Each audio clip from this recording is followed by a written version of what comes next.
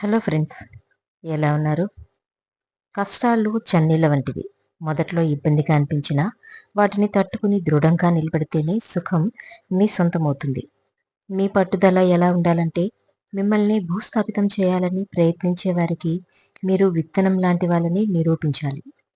నీ లైఫ్‌లో నువ్వు ఏది అవ్వాలనుకున్నా అది నీ చాయిస్ వల్ల అవ్వాలి. నీ సిట్యుయేషన్ వల్ల కాదు. ఎందుకంటే సిట్యుయేషన్స్ మారిపోతూ ఉంటాయి. మారకుండా ఉండాల్సింది నీ క్యారెక్టర్ మాత్రమే. శిఖరాగ్రాన ఉన్నవాడిని చూసి నిరాశ చెందకు. తను కూడా తన మజిలీ నువ్వున్న చోటు నుండే మొదలుపెట్టాడు. నగదును ఎవరి కోసమైనా ఖర్చు చేయొచ్చు కానీ సమయాన్ని మాత్రం అర్హత కలిగిన వారి కోసం మాత్రమే వెచ్చించాలి. మీ మనస్సును మీరు అదుపులో ఉంచుకోలేకపోతే అదే మీకు మొదటి శత్రువు అవుతుంది. ఆచితూచి వేసే అడుగు ఆలోచనలతో పడుతుంది. కానీ ఆచితూచి చూసి వేసేంతలో అక్కడ వేరే పాదం ముందుంటుంది. మనిషికి కలిగే కష్టాలు రెండే రెండు. ఒకటి నిన్ను బాధించేది, మరొకటి నిన్ను మార్చేది. ఎదగాలంటే ఒదిగి ఉండడం నేర్చుకోవాలి. గెలవాలంటే ఓటమి ఒప్పుకోవడం నేర్చుకోవాలి. సర్దుబాటు లేనిదే జీవితంలో ఏదీ సంపూర్ణం కాదు. నువ్వు ఎంత సంపాదించినా, నీ కాళ్ళపై నువ్వు నిలబడినా నలుగురిని గౌరవించడం నేర్చుకో. ఎందుకంటే రేపు నువ్వు మరణిస్తే నీ కాళ్ళతో నువ్వు శ్మశానానికి వెళ్ళలేవు.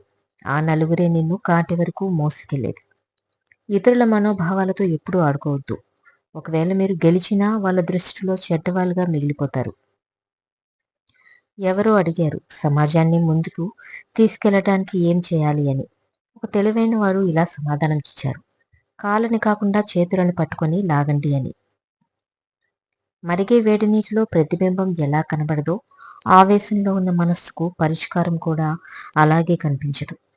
సమస్యలు ఎన్నున్నా ప్రశాంతమైన మనస్సుతో ఆలోచిస్తే పరిష్కారం తప్పకుండా దొరుకుతుంది.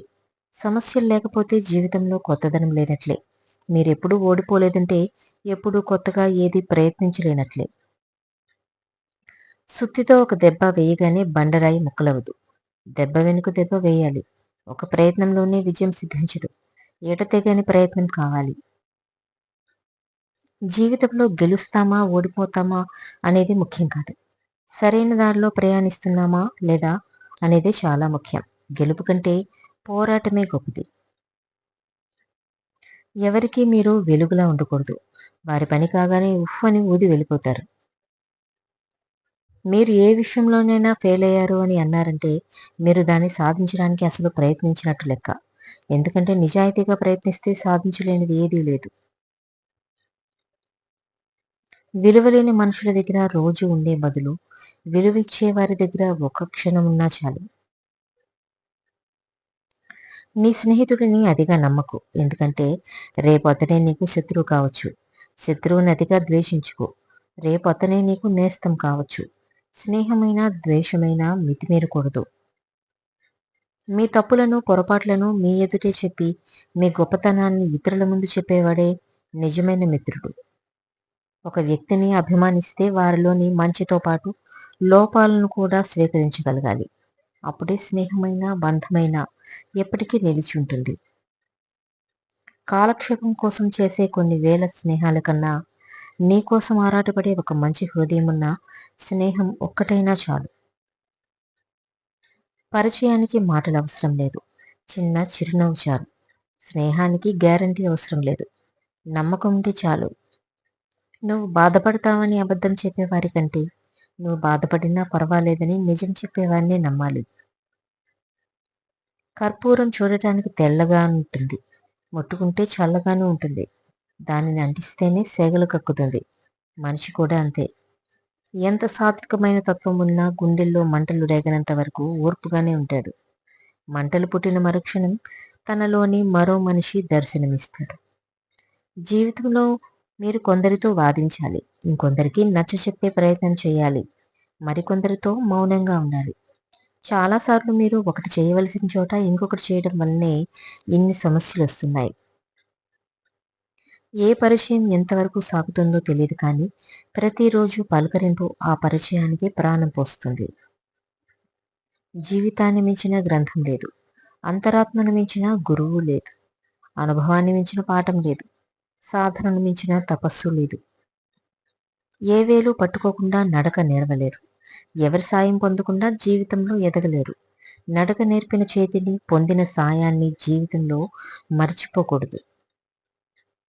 గెలిచిన వారికైనా, ఓడిన వారికైనా రోజులో ఉండేది 24 గంటలే. కాకపోతే గెలవాలనుకున్న వారు నిరంతరం కష్టపడుతూ ఉంటారు.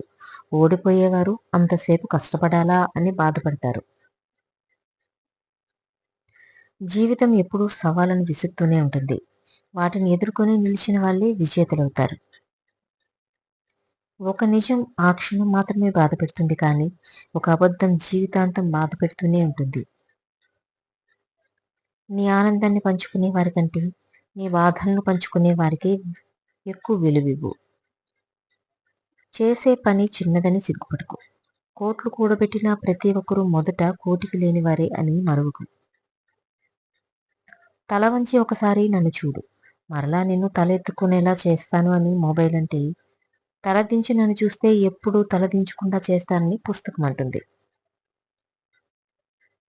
నీ జీవితంలో రంగులు వెలిసిపోయినప్పుడు నీ చుట్టూ ఉన్న వాళ్ళ అసలు రంగు బయటపడుతుంది. తట్టుకుని నిలబడు చాలు, మళ్ళీ నీ జీవితంలో ఇంద్రధనస్సు విరియక మానదు. చూసి రమ్మంటే కాల్చి వచ్చాడు అని అందరూ హనుమంతుడిని అంటారు కానీ, ముందు ఆయన తోకను కాలిస్తేనే లంకను కాల్చాడని ఎవరు అనరు. మనుషులు కూడా అంతే. ముందు వాళ్ళు ఏమన్నారో అది చెప్పరు. మీరేమన్నామో అది మాత్రం ప్రచారం చేస్తారు.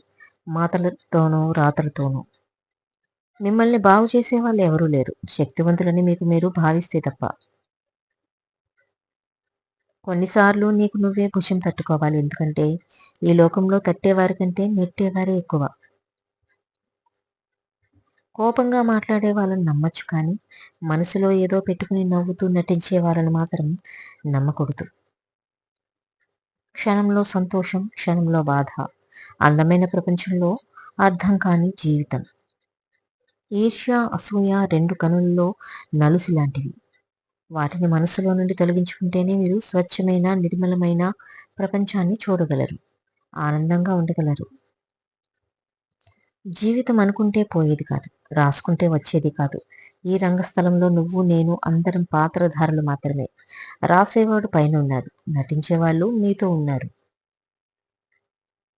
ఇతరుల గురించి నీకు చెప్పేవారు నీ గురించి ఇతరులకు చెప్తారు. మధ్యవర్తి మాట, అడవిలోని బాట ఎంతవరకు తీసుకెళ్తాయో ఎవరికి తెలియదు.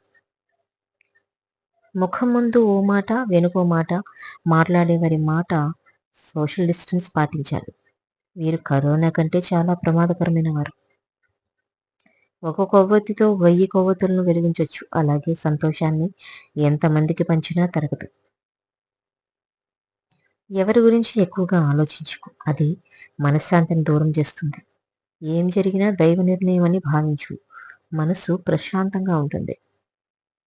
పడిపోతున్నప్పుడు నిలబెట్టేదే నిజమైన స్నేహం.